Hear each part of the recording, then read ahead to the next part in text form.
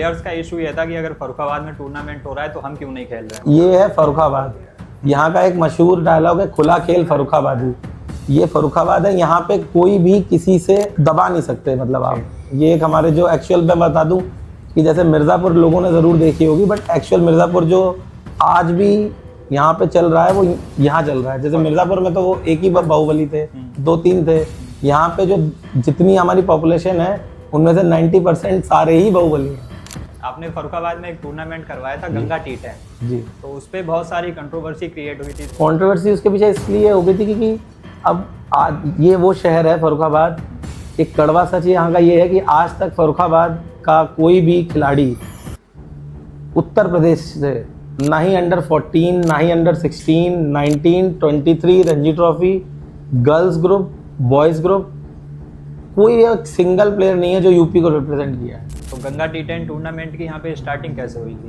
पहली बात तो उसको लाइव करा, जो ड्रीम 11 का हमारा OTT है, फैन कोड पे लाइव करा। काउंटर में क्या दूंगा उनको, तो वो काउंटर ये था कि मैंने हर टीम में 3-3 IPL प्लेयर्स डाल रखे थे। कितनी टीमें थी उस टूर्नामेंट में? जो भी IPL एक मैच भी खेला है, जो भी मतलब मैंडेटरी था, हर टीम में 3-3 IPL प्लेयर्स थे। फर्रुखाबाद के प्लेयर्स को, यहाँ के जो लोकल टैलेंट है उनको इसमें अभी इन्वॉल्व मत करना, थोड़ा माहौल ठीक नहीं, क्योंकि ड्रीम 11 वगैरह पे जा रहा है। जिस शहर में कभी किसी भी मैच में बाउंड्री का जो रोप होता है आज तक वही नहीं डला हो, उस शहर में लाइव चल रहा है। टूर्नामेंट किसी दूसरे रास्ते जा रहा था, किसी को भी नहीं पता होगा। यहाँ पे अप्रॉक्स बाहर से, मतलब होटलों में बुकीज जाने कितने कहाँ से लोग बाहर से आ गए थे। यहाँ पे नए नए प्लेयर्स हैं बेचारे, उनको कोई 5,000 रुपये दे रहा है, वो उसके हिसाब से कर ले रहे हैं। कल वो कह रहा है हम 8,000 रुपये दे रहा है, ये सब चलने लगा था यहाँ पे। तो जो भी उसका नाम आया,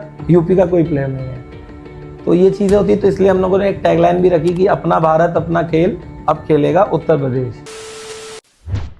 नमस्कार, मेरा नाम है अनुराग नंदन। स्वागत है आपका हमारे पॉडकास्ट के एक नए एपिसोड में। आज का हमारा पॉडकास्ट होने जा रहा है अमन सक्सेना जी के साथ। अमन सक्सेना जी बेसिकली स्पोर्ट्स से बिलोंग करते हैं और अभी करेंटली फर्रुखाबाद में इन्होंने गंगा T10 के नाम से एक टूर्नामेंट कराया था।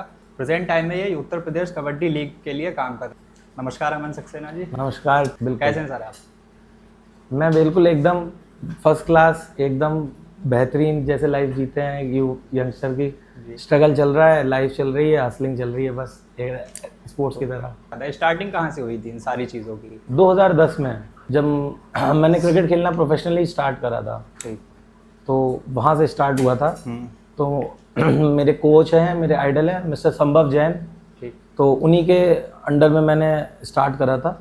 तो आज भी मैं उन्हीं के साथ हूँ। स्पोर्ट्स मैनेजमेंट भी, कंपनी में भी ये इन्वॉल्वमेंट भी उन्हीं के अंडर में, उन्हीं के गाइडेंस में ही चल रहा है। मतलब वही मेरे कोच हैं, गुरु हैं, आइडल हैं, मेंटोर हैं और आज भी हैं, क्योंकि ये सब एक ही रहना चाहिए लाइफ में। तो अभी आपका प्रेजेंट प्लेटफॉर्म एक स्पोर्ट्समैन है या फिर एक स्पोर्ट्स मैनेजमेंट टीम के तौर पे है? जैसे मैं रशिया के लिए इंटरनेशनल क्रिकेट खेला। मैं 2016 में रशिया चला गया था। अदरवाइज मैं फिर आर्मी की तरफ मूव करता, उस तरफ मेरा दिमाग जाता, बट मैंने ये चीज़ को सोचा, इसलिए पैशन को फॉलो करते हुए मैं 2016 में रशिया मूव करा। एज पर द जो लॉ होते हैं इंटरनेशनल क्रिकेट काउंसिल ICC के, कि कोई भी बंदा, कोई भी प्लेयर, एथलीट अगर 3 साल वहाँ पे डोमेस्टिक क्रिकेट खेलता है, जैसे इंडिया में रणजी ट्रॉफी वगैरह होती है, तो फिर उसके बाद वो उस कंट्री को रिप्रेजेंट करता है। बहुत सारे प्लेयर्स हैं जिन्होंने कंट्री रिप्रेजेंट करी। तो उसके बाद मैंने जब इंटरनेशनल क्रिकेट खेला वहाँ से, बट 2019 में एक यूरोपियन क्रिकेट लीग होती है जिसमें नेदरलैंड की भी टीम खेलती है। तो वो 2019 में मैंने उसके लिए वहाँ पे रशिया को रिप्रेजेंट करा। फिर 2019 के बाद 2020 में, एज ऑल वी नो, हमारी सबकी, इस देश की, इस दुनिया की, सबकी दुनिया थम गई थी, तो सबकी थमी। बट उसके बाद भी मैंने अपना एथलीट और अपना प्रैक्टिस और अपनी फिटनेस को कंटिन्यू करा। बट 2021 में भी उसके भी वजह से हर जगह सब कुछ, सारा स्पोर्ट्स कैंसिल हो चुका था। तो 2022 में जब कमबैक सारी चीज़ें वापस आ रही थी, उसी वक्त आपने सुना होगा कि रशिया और यूक्रेन का वॉर स्टार्ट हुआ। और उस वॉर स्टार्ट होते ही मैं अगला ECL represent, European cricket league ECL, जो कि स्पेन में होता है, तो वो मैं रिप्रेजेंट करने जा रहा था फिर से रशिया की तरफ से। तो सडनली 2 डेज पहले वो एक मैसेज आता है कि वर्ल्ड ओलंपिक फेडरेशन ने और पूरे, क्योंकि नाटो कंट्रीज़ का कुछ इश्यूज था उन दोनों के और रशिया के बीच, कि रशिया को हर स्पोर्ट से सस्पेंड कर दिया है और आईसीसी ने भी क्रिकेट से सस्पेंड कर दिया है। ठीक है। तो अब बहुत लोगों को ये बात नहीं पता होगी कि वो वॉर अभी तक ख़त्म नहीं हुआ है, अभी तक चल रहा है। ठीक। तो वो वॉर की वजह से थोड़ा मेरा पर्सनल क्रिकेट करियर काफ़ी इफेक्ट करा। फिर उसके बाद मैंने सोचा कहीं से भी किसी भी चीज़ों से निकलने के लिए आपको काम करना पड़ेगा, तो मैंने स्पोर्ट्स मैनेजमेंट में आगे गया और एज़ पर माई मेंटोर संभव जैन, उन्हीं की गाइडेंस में मैं स्पोर्ट्स मैनेजमेंट में अब इन्वॉल्व हूँ। बट जो सबको पता है कि जो कमबैक होता है उसमें ज़्यादा एक एथलीट के अंदर फायर होता है जितना डेब्यू में होता है। डेब्यू से ज़्यादा फायर कमबैक में होता है, कि कमबैक करना बहुत मतलब मुश्किल होता है, बट बहुत ज़्यादा फायर होता है। मतलब कमबैक करने का पैशन, एनर्जी और ज़्यादा लग जाती है। कमबैक जैसे एग्जांपल युवराज सिंह कैंसर के बाद कमबैक करा और अपनी उसने लाइफ की सब बेस्ट इनिंग्स कैंसर के बाद कमबैक करके इंडिया के लिए तब खेली है, उससे पहले नहीं खेली। तो इसलिए कमबैक के बाद फायर और होता है, पैशन और होता है, डिवोशन और होता है अपने गेम के लिए। तो हाँ, I will come back, but देखते हैं कब उनका वॉर खत्म होता है, फिर क्या डिसीजन वो छोड़ दिया। जैसे life go with the flow, मैं फ्लो में जा रहा हूँ। जैसे ही वो होता है आगे चीज़ें सॉर्ट होती हैं रशिया की, तो फिर मैं कम बैक ज़रूर करूँगा। नाटो ने जब रशिया के ऊपर रिस्ट्रिक्शंस लगाए थे स्पोर्ट्समैनशिप के, तो आपका करियर अप्रॉक्स खत्म हो गया था वहाँ से स्पोर्ट्स में। ठीक है, तो उस टाइम पीरियड का जो स्ट्रगल रहा था उसमें फ्रेंड्स एंड फैमिली का साथ कैसा था? उसमें जब स्ट्रगल आता है, पहले कुछ दिन साथ रहता है फ्रेंड्स का, फिर कुछ दिन साथ रहता है फैमिली का। ठीक। बस उसके बाद सबके साथ खत्म हो जाता है, फिर किसी का साथ नहीं रहता है। फिर आपको वो मोटिवेशन कहाँ से मिला कि मुझे स्पोर्ट्समैन के अलावा भी कुछ और करना चाहिए? मोटिवेशन तो एक वर्ड है जो लोग ढूंढते हैं, बट मोटिवेशन कहीं मिलता ही नहीं है किसी को आज तक, ना कभी मिलेगा। किसी भी यूथ को मोटिवेशन मिलेगा ही नहीं। मोटिवेशन उसी के अंदर है, उसको जब चाहे जो चाहे, अगर वो करना चाहे, सोचेगा खुद से, वो तभी करेगा। अब वो कितना भी सोचता रहे। बस मेरे को एक माइंडसेट मेरा चेंज किया, बस वो इंस्टाग्राम की रील्स ने, क्योंकि मैं काफ़ी बैड हैबिट्स में भी पड़ गया था, मतलब काफ़ी ज़्यादा पड़ गया था। और मतलब पूरी दुनिया मुझसे, मेरे आसपास के पूरा समाज मुझसे परेशान था कि क्या कर रहा है ये। तो ऐसे फेज़ में था। बट उसके बाद भी एक माइंडसेट जो मेरा चेंज किया, वो एक है मिस्टर अवध ओझा जी, जो देखते देखते दिख गए इंस्टाग्राम पे। तो मैं उनका देखता गया, उनकी रील्स फॉलो करता गया। तो मैंने कहा ये वो प्रैक्टिकल एक सच बात बोलते हैं। तो बस उसी के बाद मेरा माइंडसेट ही चेंज हो गया, मेरा लाइफ को देखने का पूरा नज़रिया ही चेंज हो गया। जब नज़रिया चेंज हो गया तो बस फिर तो सीधे कमबैक बहुत ईजी होता है, बस माइंडसेट का गेम है। तो आपने स्पोर्ट्स मेंबरशिप की फर्स्ट शुरुआत कहाँ से की थी? संभव जैन भैया है जो, उनकी cricket talent foundation of India CTFI cricket academy है आगरा में। तो वहाँ से मैंने 2010 में स्टार्ट किया था, जिसमें मैं पहला अपना टीवी पे लाइव टूर्नामेंट खेला था, जो कि DD स्पोर्ट्स पे लाइव आया था। 20 दिसंबर 2010 और 21 दिसंबर 2010 बाबू बनारसी दास स्टेडियम लखनऊ। और इस बीच में मैं उनके अंडर में अप्रॉक्स 15 टूर्नामेंट्स, नियो स्पोर्ट्स, जब एक चैनल था नियो स्पोर्ट्स, जो क्रिकेट के सारे मैचेस उसी पे आते थे इंडियन टीम के, तो नियो पे हम लोग एटलीस्ट मैं 14 टूर्नामेंट खेला।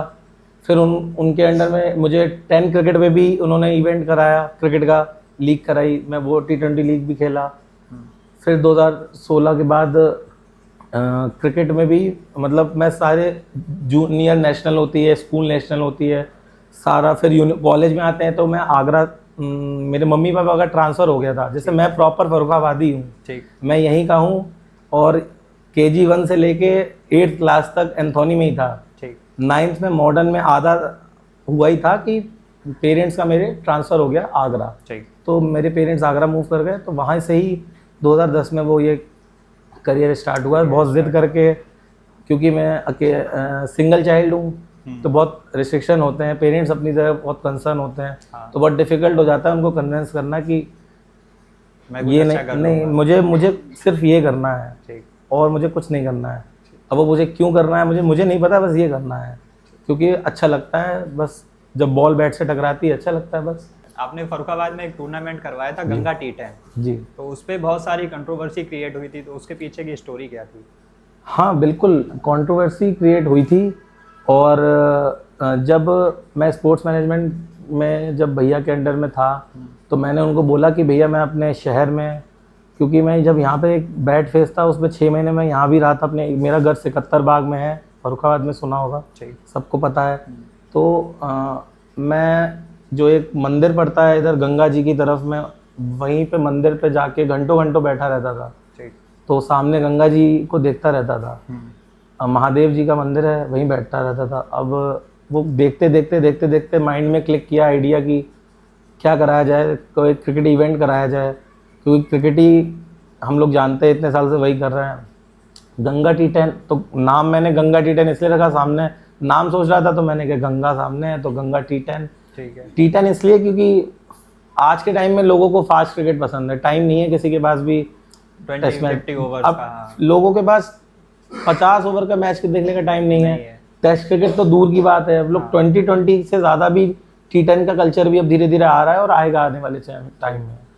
तो कंट्रोवर्सी उसके पीछे इसलिए हो गई थी क्योंकि अब ये वो शहर है फर्रुखाबाद, एक कड़वा सच यहाँ का ये है कि आज तक फर्रुखाबाद का कोई भी खिलाड़ी उत्तर प्रदेश से, ना ही अंडर 14, ना ही under 16, 19, 23 Ranji trophy, girls group, boys group, कोई एक सिंगल प्लेयर नहीं है जो यूपी को रिप्रेजेंट किया है, ना ही कोई कहीं बाहर से कहीं कुछ खेला है, क्योंकि यहाँ पे कोई क्रिकेट एकेडमी ही नहीं है, कोई क्रिकेट का स्ट्रक्चर ही नहीं है।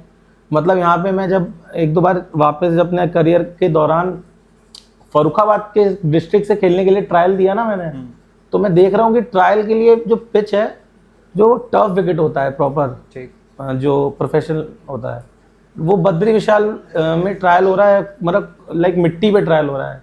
तो वहाँ पे कोई भी टेक्निकल बैट्समैन कोई खेल ही नहीं सकता, कोई बॉलर वो अपना एक्चुअल मतलब 6 बॉल आपको मिलेंगी, उसमें जैसा जो मार दे रहा है, अब शायद वो एक गंदा सा प्लेयर हो, उसने 6 बॉल ठीक खेल गया तो वो गया आगे, कानपुर भेज देते थे। उस पिच पे बॉलिंग की स्किल्स भी मैटर नहीं करती। हाँ, मतलब आप कहाँ डाल रहे हो, जैसे बॉल कहाँ पड़ रहा है, बिल्कुल अनइवन हो गया ना वो, जैसे हम देखते हैं जब अनइवन पिचेस पे तो तुरंत बैन भी लगाया जाता है। वहाँ पे पिचेस की एक एग्जांपल ये है कि एक मैच चल रहा था India versus Sri Lanka, international match, Firoz Shah Kotla Delhi में, ठीक, तो वो ऑन गोइंग मैच में इंडिया की बॉलिंग पहले थी और वो मैच कैंसिल हो गया था क्योंकि पिच अनइवन खेल रहा था, कहीं से भी बॉल उठ रहा था, कहीं बॉल लग रहा था, तो फिर तुरंत मैच कैंसिल, क्यूरेटर के पिच क्यूरेटर से अगेंस्ट काफ़ी एक्शन जो भी हुआ हो।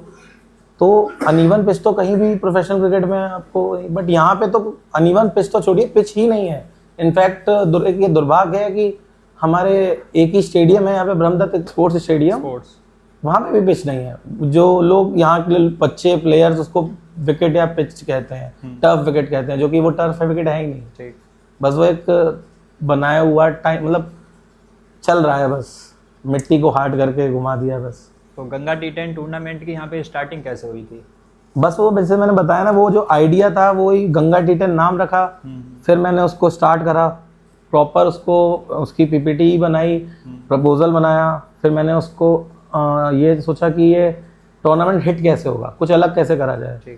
पहली बात तो उसको लाइव करा, जो ड्रीम 11 का हमारा OTT है, फैन कोड पे लाइव करा। उन्होंने स्पॉन्सर किया था इसको? नहीं, उन्होंने हाँ स्पॉन्सर किया था इसको, ड्रीम 11। हाँ, ड्रीम 11 ने, तो वो लाइव किया, बट वो उन्होंने 1000 क्वेश्चंस होते हैं, चैलेंजेस बहुत होते हैं, ठीक है, कि वो क्यों करेंगे स्पॉन्सर। हाँ। जैसे सीधा उनका स्ट्रेट अवे क्वेश्चन होता है, हम क्यों करें, ठीक, तो वो इसलिए उसके पीछे हमें को आंसर काउंटर में क्या दूंगा हमको, तो वो काउंटर ये था कि मैंने हर टीम में 3-3 IPL प्लेयर्स डाल रखे थे। कितनी टीमें थी उस टूर्नामेंट में? जो भी IPL एक मैच भी खेला है, जो भी मतलब मैंडेटरी था, हर टीम में 3-3 IPL प्लेयर्स थे। नहीं, मैंने उनको स्ट्रेट अवे बोला था कि हमारी, कि वो मना ही नहीं कर पाए ना। हाँ। हमने जो प्रपोजल भेजा था, जब उन्होंने देखा कि हाँ ये छोटा सा टूर्नामेंट है और ये एक डिस्ट्रिक्ट की क्रिकेट लीग है, ऑफिशियल टूर्नामेंट था, proper Farrukhabad district cricket association से अप्रूव्ड एंड ऑर्गेनाइज था, प्रॉपर इसमें सारे जितने भी फॉर्मेलिटीज़ और होती हैं जो ऑफिशियल क्रिकेट को कराने के लिए हाँ चाहिए होती हैं, वो सारे परमिशंस थी, सब कुछ था। बट वो गड़बड़ बस ये हुई कि प्लेयर्स आईपीएल के साथ साथ अमेचर्स भी थे और बाहर की भी सारी टीमें थी। तो बस नाम नहीं लेना चाहूँगा, किसी ने मुझसे ये जैसे डिसीजन टेकर तो वही थे, तो उन्होंने स्ट्रेट अवे ये बोला कि फर्रुखाबाद के प्लेयर्स को, यहाँ के जो लोकल टैलेंट है उनको इसमें अभी इन्वॉल्व मत करना, थोड़ा माहौल ठीक नहीं, क्योंकि ड्रीम 11 वगैरह पे जा रहा है, तो वो मतलब उनके लिए अभी उनको उसमें एंटरटेन मत करना, क्योंकि इसका कोई ट्रायल नहीं हुआ था, वो नहीं हुआ था। तो उन्हीं के द्वारा टीम बनाई गई थी। ऑफिशियल जो यहाँ पे जो भी एसोसिएशन करते हैं सब लोग जानते ही हैं, एक ही है जो काफ़ी टाइम से यहाँ पे एसोसिएशन बॉडी में रूल कर रहे हैं। तो बट यही बहुत अच्छी बात थी उनकी तरफ से, हर चीज़ के पॉजिटिव भी होते हैं कि उन्होंने लेटर दिया, उन्होंने ये टूर्नामेंट की कराने की परमिशन दी, तो ये भी एक पॉजिटिव है, ये अच्छी चीज़ है उनकी बहुत। तो लोकल टैलेंट जब नहीं था यहाँ पे, तो काफ़ी ज़्यादा लोगों में गुस्सा था इस बात का, बच्चों में, यंगस्टर्स में, कि इसमें हम क्यों नहीं खेल रहे हैं। जैसे ये है फर्रुखाबाद, यहाँ का एक मशहूर डायलॉग है, खुला खेल फर्रुखाबादी। ये फर्रुखाबाद है, यहाँ पे कोई भी किसी से आप दबा नहीं सकते, मतलब आप ये एक हमारे जो एक्चुअल में बता दूं कि जैसे मिर्ज़ापुर लोगों ने ज़रूर देखी होगी, बट एक्चुअल मिर्ज़ापुर जो आज भी यहाँ पे चल रहा है वो यहाँ चल रहा है। जैसे मिर्ज़ापुर में तो वो एक ही बाहुबली थे, 2-3 थे, यहाँ पे जो जितनी हमारी पॉपुलेशन है उनमें से 90% सारे ही बाहुबली हैं। ये एक मैंने एब्जॉर्व करा, एज्यूम करा यहाँ पे वापस आके देख के रह के, तो अब लोगों के अंदर काफ़ी गुस्सा था। अब वो लोग बट कोई कुछ नहीं कर पा रहा था, क्योंकि ये बिल्कुल टॉप लेवल का। अब जिस शहर में कभी किसी भी मैच में बाउंड्री का जो रोप होता है आज तक वही नहीं डला हो, उस शहर में लाइव चल रहा है, मतलब प्रॉपर सेटअप के साथ, और फैन को ड्रीम 11। तो जो अमेचर्स प्लेयर्स थे काफ़ी सारे, तो वो कंट्रोल से बाहर हो गए थे। इंटीग्रिटी इश्यूज काफ़ी आए इसमें। प्लेयर्स का इशू ये था कि अगर फर्रुखाबाद में टूर्नामेंट हो रहा है तो हम क्यों नहीं खेल रहे हैं। हाँ, वो उन्हें हर्ट कर गई थी चीज। हाँ, बट वो इसमें कुछ कर नहीं पा रहे थे। वो सिर्फ वो तो देखो, हाँ, वही जैसे आपके पॉडकास्ट में मैंने सुना, काफ़ी लोगों ने ये बात बोली है कि हाथी चलते हैं तो कुत्ते भौंकते हैं।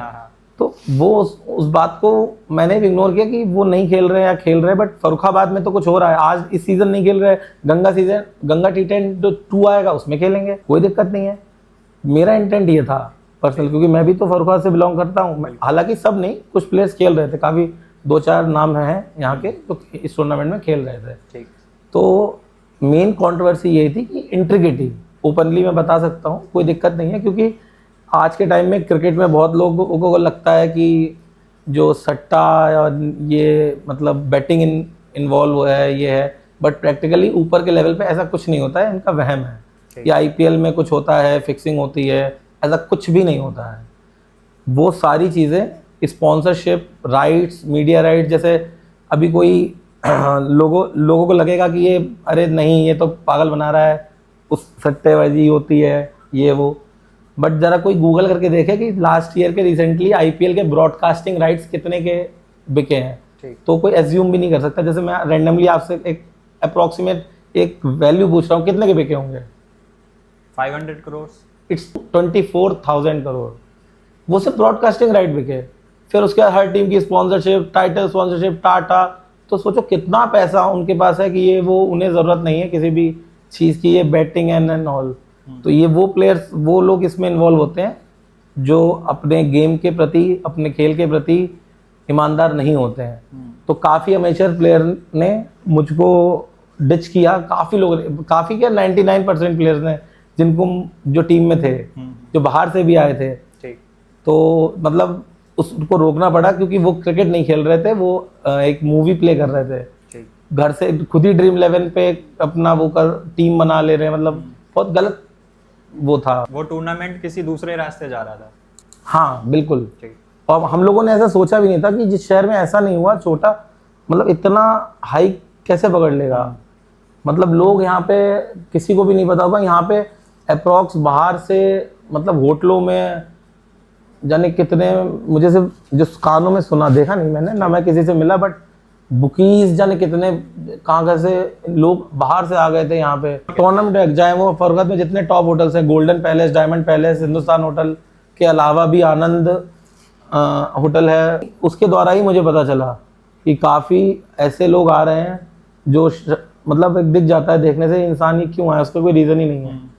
तो वो सारे बुकीज थे। अब वो प्लेयर्स यहाँ से होटल जाते थे, तो मेरी तरफ से ये कमी रही कि मैंने इतना जितना कर सकता था उतना किया, कि जितना मेरा बजट और फाइनेंशियली मैं कर सकता था, कि प्रॉपर एंटी करप्शन होना चाहिए, बट वो भी था, सारी चीज़ें थी। बट प्लेयर्स जब होटल जाते थे तो हर बुकीज अप्रोच कर रहा है, हर कोई नए नए प्लेयर्स हैं बेचारे, उनको कोई 5,000 रुपये दे रहा है, वो उसके हिसाब से कर ले रहे हैं। कल वो कह रहा है हम 8,000 रुपये दे रहा है, ये सब चलने लगा था यहाँ पे। तो ओपनली बिल्कुल तुरंत उसको जो भी यहाँ पे हमारे जितने भी टॉप DSO जैसे जिसको हम स्पोर्ट्स अधिकारी जी हमारे जितने भी टॉप थे, उनकी गाइडेंस तुरंत तत्काल रूप से उन्होंने बोला इसको अभी बाइंड अप करते हैं, क्योंकि शायद अभी ये फर्रुखाबाद इतने बड़े टूर्नामेंट के लिए तैयार नहीं है था, बस इसीलिए उसको पोस्टपोन किया।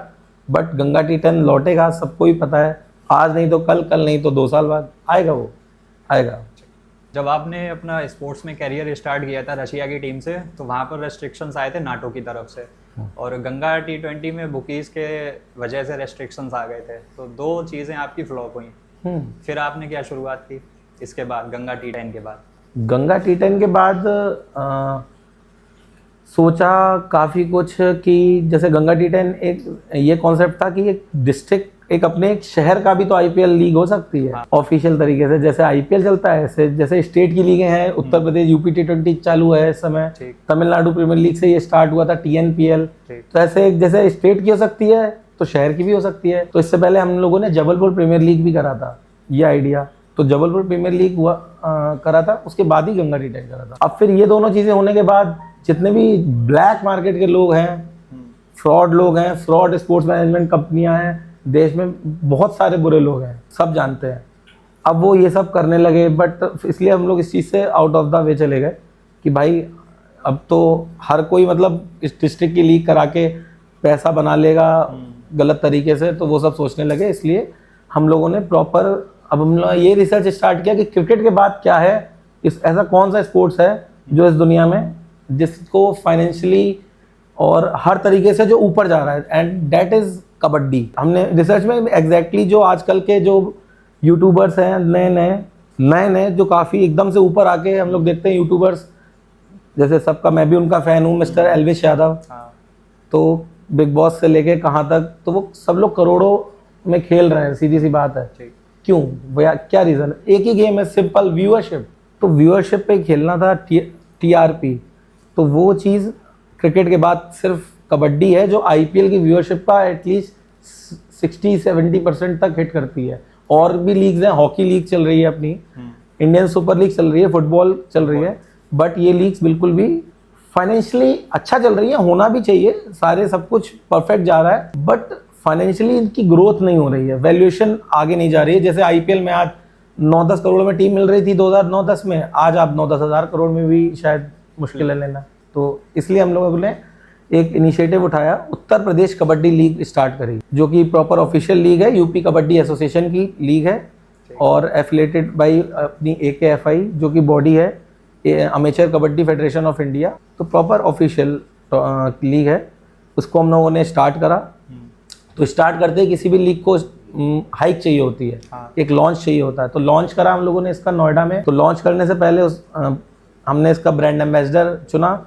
ब्रांड एम्बेसडर हर कोई सेलिब्रिटीज़, बड़े सेलिब्रिटीज़ और बॉलीवुड फेसेस ग्लैमर की तरफ जाता है, बट हम लोगों ने सबसे पहले चुना उत्तर प्रदेश के एक ऐसे खिलाड़ी जो उत्तर प्रदेश का सबसे बड़ा खिलाड़ी हो कबड्डी की दुनिया में। तो हम लोगों को पता चला कि भाई ये बंदा उत्तर प्रदेश का नहीं, ये दुनिया में कबड्डी का सबसे बड़ा प्लेयर मैं उसको मानूंगा, जो कि हमारे प्रो कबड्डी लीग PKL के poster boy, showman, red machine, जिनका नाम है राहुल चौधरी, जो यूपी से बिलोंग करते हैं, जो सिंगल ऐसे प्लेयर हैं, पहले प्लेयर हैं, ओनली कबड्डी प्लेयर थे अभी 6 महीने पहले तक। अब अभी पवन शेरावत जी के भी 1 मिलियन फॉलोअर्स हो गए हैं, बट वो आज से 3 साल पहले ही उनके ऐसा सिंगल कबड्डी प्लेयर था इन द वर्ल्ड जिसके 1 मिलियन इंस्टाग्राम पे फॉलोअर्स हैं। तो वो अपने आप में ब्रांड था। तो हमने उनको अप्रोच किया और उन्होंने कोई फाइनेंशियल कोई कुछ नहीं, स्ट्रेट अवे उन्होंने यूपी को सपोर्ट करा, क्योंकि थोड़ा सा हम लोग देखते हैं थोड़ा सा कहीं ना कहीं हरियाणा थोड़ा सा डोमिनेट करता है। हाँ। जैसे हमने एक साल सीजन देखा था कि नेशनल्स में गोल्ड मेडल लेके आया है Rahul Chaudhary as a captain UP के लिए, यूपी को जीत के आई है, बट हरियाणा को क्वार्टर फाइनल में हराया है। बट जब इंडियन टीम की डिसाइड हुई, जो भी उसका नाम आया, यूपी का कोई प्लेयर नहीं है। तो ये चीज़ें होती है। तो इसलिए हम लोगों ने एक टैगलाइन भी रखी कि अपना भारत अपना खेल, अब खेलेगा उत्तर प्रदेश, जिसको हमने प्रमोट करा, ऐड चलाया। वर्ल्ड कप 2023 हमारा जो इंडिया में हुआ था, तो उसके ओवर्स के बीच में जैसे ऐड आते हैं, हमने उसका ऐड बनाया, प्रमोशंस करा और चलाया, प्रॉपर ऐड रन करे, प्रमोट करा, जिसकी वजह से फिर लॉन्च करा। फिर लॉन्च करने के बाद प्रॉपर ऑक्शन हुआ। ऑक्शन में सारे प्लेयर्स, उसमें प्लेयर्स रोल में कौन खेलेगा कौन नहीं, हमारा कोई रोल नहीं। Proper UP kabaddi association auction में सारे ग्रेड के वाइज हर टीम में 3-3 प्रो कबड्डी के प्लेयर्स जो यूपी से हैं, हमारे अर्जुन देशवाल हो गए, अभिषेक ठाकुर जी हो गए, सो सारे प्लेयर्स थे। और बाकी बी ग्रेड में जो नेशनल खेले हैं यूपी के लिए, सी ग्रेड बनाया जो जूनियर नेशनल खेले हैं, और डी ग्रेड भी हमने बनाया इसलिए क्योंकि वो बहुत ज़रूरी था, जिसके लिए ये इनिशिएटिव जो अमेचर, जो कहीं भी नहीं खेला, कुछ भी नहीं खेला, एक रॉ टैलेंट, उसको प्रमोट करने के लिए 3 प्लेयर वो भी मैंडेटरी हैं हर टीम में। तो उस हिसाब से हमने ऑक्शन करा, सक्सेसफुल रहा। ऑक्शन के बाद हम लोगों ने इसको सोनी स्पोर्ट्स पे टीवी पे 11 जुलाई से 25 जुलाई तक देखा, जिसकी व्यूअरशिप BARC बार्क के हिसाब से 30 मिलियन गई, क्योंकि बहुत अच्छी वैल्यूएशन है। प्रेजेंट टाइम में अभी लीग में कितनी टीमें हैं आपकी? 8 टीमें हैं, जिसमें जैसे चैंपियन टीम थी हमारी लखनऊ लॉयंस, जिसके हमारे कप्तान DSP साहब हो चुके हैं अपने, योगी जी ने उन्होंने सम्मानित किया है प्रो कबड्डी में इतना अच्छा करने के बाद, और इंडिया के लिए इतना अच्छा करने के बाद। अर्जुन देशवाल जी जो लखनऊ लॉयंस के कप्तान थे, वही टीम फर्स्ट सीजन की विनर हुई है। और इसी के साथ 8 टीमें और हैं, just like Kashi Kings, Awadh Ramdoot और नोएडा निंजाज, संगम चैलेंजर्स। तो सादा ये जो हमारा कल्चर है, कल्चर से मतलब पूरा यूपी को हमने कवर किया। टीमों के नाम भी उसी तरीके से रखे गए हैं कि एक अवध रामदूत उधर से कवर हुआ, काशी किंग्स, नोएडा निंजा, संगम चैलेंजर्स, इसी तरीके से। तो अभी आपने बताया था कि अगर फर्रुखाबाद से कोई प्लेयर बिलोंग करता है तो उसे फर्रुखाबाद में वो चीज़ें प्रॉपर अवेलेबल नहीं है, जैसे एक परफेक्ट पिच, एक परफेक्ट स्टेडियम, परफेक्ट ग्राउंड। तो फर्रुखाबाद का अगर कोई प्लेयर है और वो आगे बढ़ना चाहता है तो उसके लिए आप क्या सजेशंस देना चाहेंगे? उसके लिए तो राइट नाउ अभी तो स्टार्टअप तो हो गया है। पहला क्लिक जैसे दानिश ने अपनी एकेडमी स्टार्ट कर दी है, तो सीधे सीधे वो एकेडमी ज्वाइन करे, अपना बेसिक स्ट्रॉन्ग करे। वहाँ पे कोचेस भी अच्छे हैं, सारे यंगस्टर्स कोच हैं, कोच भी यंगस्टर्स हैं, क्योंकि यूथ जो कर सकता है, जो जनरेशन, जितनी जनरेशन नहीं आ रही है, वो जो हमारे ऊपर वाली जनरेशन थी, हम उनसे ज़्यादा बेटर हैं। ये एक सच है जो मानना पड़ेगा। जैसे हमसे जो बाद जो आएंगे वो हमसे बेटर होंगे, हमसे एडवांस होंगे। तो जितना भी यूथ जहाँ पे कनेक्ट होता है तो वो चीज़ चलती है। तो वहाँ पे काफ़ी सारे बच्चे हैं यहाँ, मतलब मैंने देखा कि MP से भी बच्चे आके फर्रुखाबाद में रह रहे हैं आज, जो कि क्रिकेट प्रैक्टिस कर रहे हैं। तो ये बहुत बड़ी बात है, बहुत बड़ी उपलब्धि है अपने फर्रुखाबाद के लिए। पर दुर्भाग्य ये है, फर्रुखाबाद डिस्ट्रिक्ट क्रिकेट एसोसिएशन का कोई भी एक इनिशिएटिव उनकी तरफ से नहीं आ रहा कि उस एकेडमी को से एसोसिएटेड हुआ जाए, ट्रायल्स वहाँ किए जाएँ। ट्रायल्स अभी भी कहीं और होते हैं, मुझे नहीं पता कहाँ। और कई बार ऐसा भी होता है, पता नहीं चलता लोगों को कब ट्रायल हो गए। खैर अब तो UPCA ने अच्छा कदम उठाया है, ऑनलाइन कर दिया है, कोई भी रजिस्ट्रेशन करा सकता है। बट बच्चों को नहीं पता चलता ना कि ऑनलाइन कहाँ कराना है, कोई गाइड ही नहीं करने वाला है। इसलिए तो दानिश की एकेडमी में जाएं, प्रैक्टिस स्टार्ट करें, अच्छा करें। और यूपी नहीं तो और स्टेट भी हैं और डिस्ट्रिक्ट भी हैं। मैंने बच्चों को वहाँ पे यही बोला कि डिस्ट्रिक्ट की मत सोचो, और स्टेट भी हैं, वहाँ से भी खेल सकते हो आप। जैसे अब मैंने रशिया गया, 3 साल वहाँ पे डोमेस्टिक खेला, फिर कंट्री को रिप्रेजेंट करा। तो इसी तरीके से यही लॉ इंडिया में भी, आप किसी भी स्टेट को चूज़ करो, वहाँ जाओ, वहाँ की क्रिकेट खेलो लोकल, किसी भी सिटी से, डिस्ट्रिक्ट वगैरह। तो 3 साल वहाँ पे अगर ऑफिशियल क्रिकेट खेलते हो तो आप एलिजिबल हो वहाँ पे उस स्टेट को रिप्रेजेंट करने के लिए। आपको नेशनैलिटी चेंज करने की ज़रूरत ये सब नहीं पड़ती। जैसे अभी भी मैं इंडियन ही हूँ, मैं रशिया से ज़रूर खेलता हूँ। कई जगह गूगल पे मेरे बारे में आ जाता है कि नेशनैलिटी के आगे रशियन, बट लोग हर चीज़ गूगल पे ही चेक करते हैं और सबसे ज़्यादा झूठी गूगल पे ही होता है, लोगों को यही नहीं पता है। यंगस्टर्स को आप मैसेज क्या देना चाहेंगे? यंगस्टर्स को मैसेज यही देना चाहूँगा कि उनका जिस चीज़ में उनको अब पैशन है, चाहे वो पढ़ाई हो, स्टडीज़ हो, या फिर गेम हो, या फिर कुछ भी हो, मतलब एनीथिंग, जो भी आप करना चाहो, जिससे आप जिस काम में आपको मज़ा आ रहा है, तो इसलिए यूथ को जिस भी चीज़ में मज़ा आए, बस किसी भी गलत रास्तों की तरफ ना जाएं।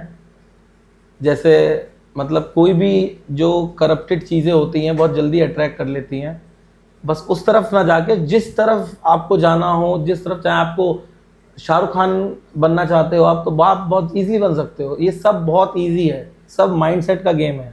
आप शाहरुख खान भी बन सकते हो, आप ही सचिन तेंदुलकर बन सकते हो, आप ही विराट कोहली बन सकते हो, वो भी ऐसे ही बने हैं।